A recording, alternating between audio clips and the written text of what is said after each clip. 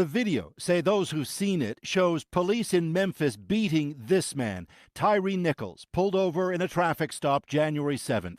It's described as savage. Senior investigators in Tennessee say they've never seen anything so brutal. I'm grieved. Frankly, I'm shocked. I'm sickened by what I saw.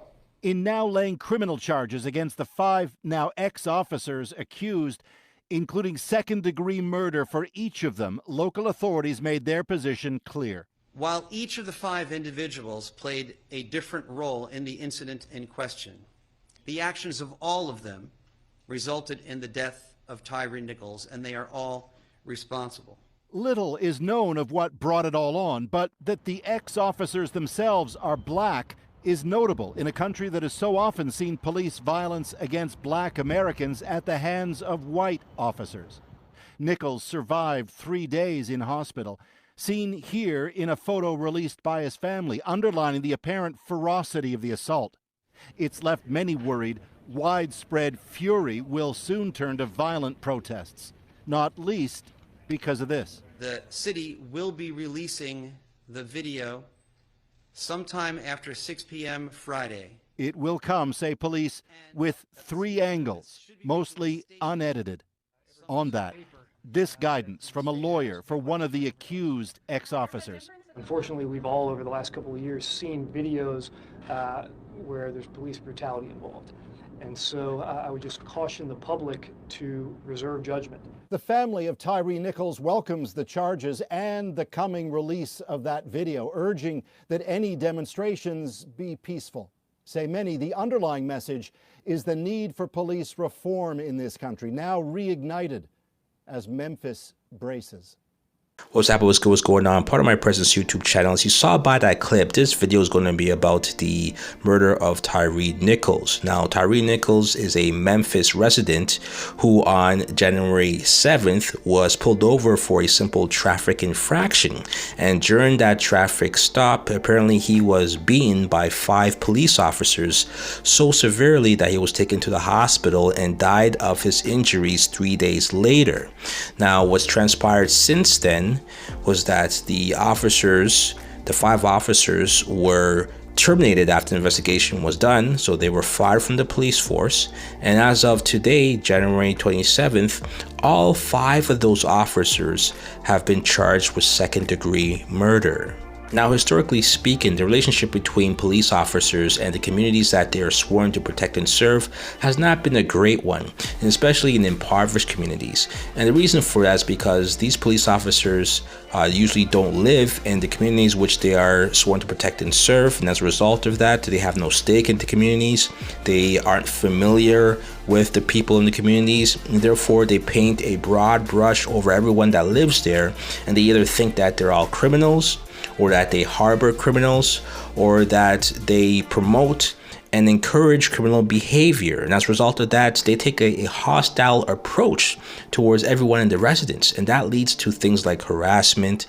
That leads to things like, indifference. That leads to things like people in the police force not giving a shit about any of these people, and they write them off. And as a result of that, on the flip side, the community doesn't have love for police officers. The community doesn't have trust in the police system or the legal system, and therefore they take on an adversarial approach to police officers whenever they come into the neighborhood. And then when the youth sees this interaction and they see how either their parents or the elders in the community are reacting to police officers, and they see how these police officers who are easily identifiable because of their uniform and how they interact with the community, they see the tension, they see the element of adversary, they see the mistreatment, they see the brutality. So as a result, they grow up either hating police officers or they grow up fearing police officers. So this has been the tension for decades, maybe even centuries. And a lot of it has to do with race as well too, because for the longest time, police officers have been majority white, and the residents that they are sworn to protect and serve in impoverished areas have been predominantly non-white, whether that means black or that means brown or that means Hispanic, whatever whatever term you want to use. But that's been the relationship. So there's been a lot of tension. But the mindfuck about this story with Tyre Nichols is that the 5 officers who beat him to death, the 5 officers who were investigated and fired, the 5 officers who were charged for second-degree murder are all black. Now, the funny thing about this, a lot of people are complaining, where's the uproar? Where's Black Lives Matter? Why aren't people talking about this? Why is this not on CNN and on national news? Where's the coverage? Why are they keeping this hush-hush? But that's not the case at all, right? Number one, when you look at this case, and you look at cases like George Floyd, when you look at cases like Philando Castile, when you look at cases like Mike Brown, Tamir Rice, Tatiana Jefferson in Texas, Amber Geiger in Texas, Breonna Taylor, there's some stark differences. One of the differences is the fact that the law enforcement, the police officers, the DA department, the investigations, Ahmaud Arbery, you can add in there as well too. They only acted once the video came out and it was made public, and then there was an outcry and an uproar. That's when people took action, and that's when either arrests came, when FBI got involved, when they started doing the proper investigation, not leaving it up to the local police department to investigate their own infractions. That's when all these things started operating the way it's supposed to. But in this case, these officers have been, there was an investigation done, they were fired, and they were charged. And the video's not even out yet.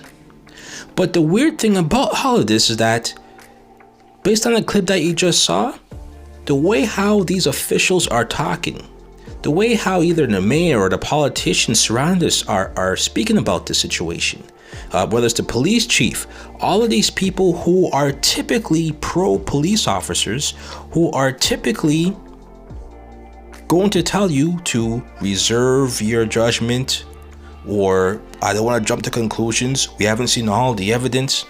Usually, they don't use this type of tone that they use in this video. They call this disgusting.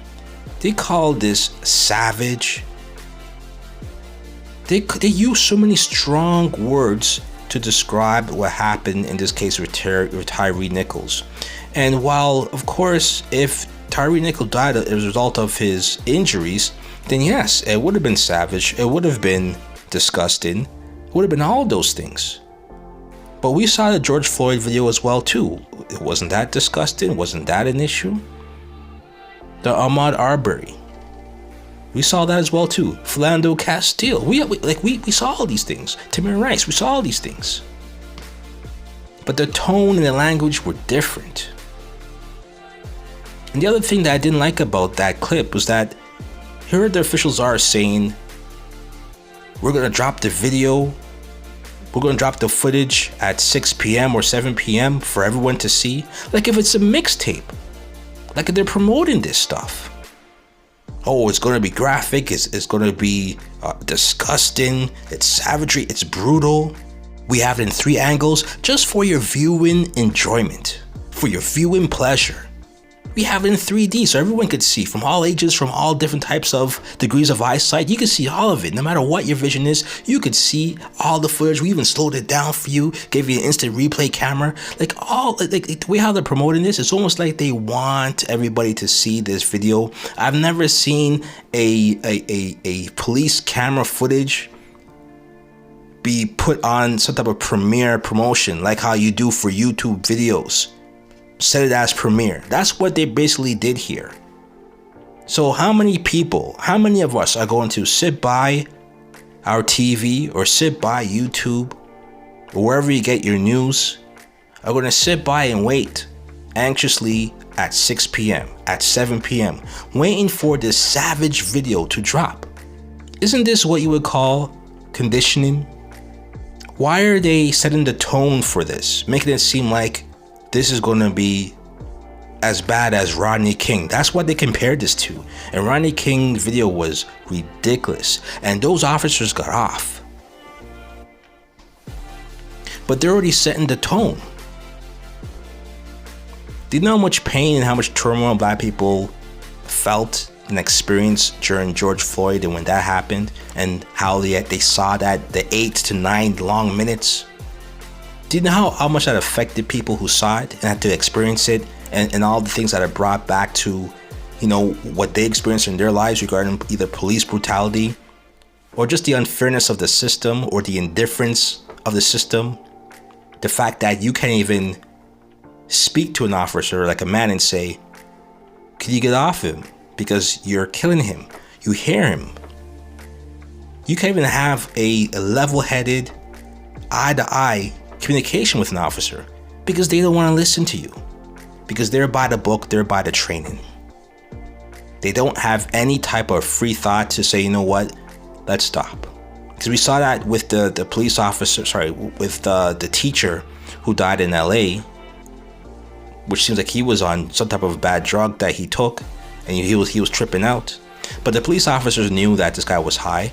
They could have done things differently. But of course, like most police officers, they can't think for themselves, so they have to go by training because they know if they break the protocol of training, then they could get fired or they could get written up or reprimanded. But if you stick to your training, no matter what the outcome is, you will never get fired and you'll be backed by your police force 100%. So I don't know what to expect from this video. I don't know what we're all going to see and how they're setting the tone for this. But one thing I will say in respect to the officers being black, you know, a lot of people will say, well, this is self-hate. Why would they do this to another black man? These guys are scum of the earth. And while, you know, people are entitled to opinions and they'll say all different things, but one thing that you have to understand as well too is that these police officers are a part of an institution that runs deep. An institution that pretty much forces you to comply, that forces you to conform, to not have individual thought. And if you are part of that minority, you're going to be overcome by the majority. And in order to play ball, in order to have a productive career, you're going to have to adopt the mindset of the majority of these police officers. And in most cases, as you'll see, by human nature, sometimes you always have to overdo the mistreatment just to be accepted by the other officers. And the pressure to be accepted. Because if you're a police officer and you're not accepted by the majority of the force, then things could happen that could put your life in jeopardy. They won't respond quick enough to your calls of distress. They won't want to support you in times of need, in life and death situations. They'll leave you hanging. There'll be tension in the workplace. Don't think officers don't deal with those tensions as well too, because they're human beings. They might have a gun and a badge and they might have authority, but they're still human beings who do dumb shit, who don't know how to regulate their emotions, who are stressed out, who are cheating on their wives, who are cheating on their spouses, their husbands, who are committing fraud, whether it's insurance fraud or time fraud. All these different things are happening within the police force. They're corrupt too, like any other industry or any other corporation or entity or institution. But these 5 officers had to operate in that system as well too and find their way. A lot of times what's lost within that is any allegiance to their skin color, if you're supposed to have that, but any allegiance to a person that looks like you have to set aside to have allegiance to that blue shield. And as a result, you find that a lot of these black officers are hardened people because they have to in order to survive, in order to fit in. So I'm not excusing their behavior, because regardless of all of this, no cop should ever beat these or should beat anyone into a point where the person succumbs to their injuries. There's no need for that. And if these are 5 black officers, 5 men, black men, they should be able to subdue and to restrain one black man. So I don't know what to think of this. I don't know what we're going to see when this video comes out. All that I'm saying right now is based on everything that I'm seeing thus far. I haven't seen the video. I don't know if my opinion is going to change. It probably won't. But one thing I'll say is that at the end of the day, the black man's life is lost for something that could have been prevented if cooler heads would have prevailed on all sides of the matter. But I do see what seems to be disparity on how black officers lack the support from the pro-police crowd, how black officers lack the support from the police union and the officials and the politicians, how black officers also lack the support from their own communities. I'm seeing that disparity here, because I don't see much from the Blue Lives Matter crowd. I don't see much from the pro-police crowd. Where's Officer Tatum? I don't hear him. All of these pro-officer people who came out during George Floyd, you don't hear them coming out to support this guy. And if you look back historically, I remember it was Muhammad Noor, a black officer who shot a white woman, was found guilty, and he's doing 20 years in prison right now. He didn't get the same treatment as the officer in Mike Brown's case. He didn't get the same treatment as the officer in Philando Castile's case. And make no mistake about it, these 5 officers are not going to get the same treatment as the white officers did in the Rodney King case. These 5 officers are going to be made an example. And I feel that because there are 5 black officers, and the fact that they have video as well on them. And again, we haven't even seen the video. We don't know how bad it is, but we do know that they have them where it seems to be dead to rights. So if there's any police officer that they could feel comfortable throwing the book at, if there's any police officer where they could feel vindicated, or they could finally show that they're heavy-handed on crime and they're willing to change the corruption and the tone and the issues and disparities within the police force, this is the landmark case for them, and they're going to pin everything against the wall and throw everything but the kitchen sink at these 5 black officers. And I'm not going to sit here and say I want them to rot in jail, but I am going to say that good luck to them and whoever is defending them. I did see the 2 lawyers, they had a press conference, and they're supposed to be defending them, and they're laughing and cracking jokes. They're not taking this seriously. So I don't know what's going on with that, but ultimately you want to say rest in peace to Tyre Nichols, because he is the victim in all of this. His family is suffering, his family is grieving, and we should never lose sight of that. But it's clear to me that these 5 officers are going to get railroaded for the sake of what America considers quote-unquote justice. That's my take on everything on this situation. You let me know how you feel. Like, comment, subscribe, and even share. Until next time, part of my presence YouTube channel. Next move, best move. Peace.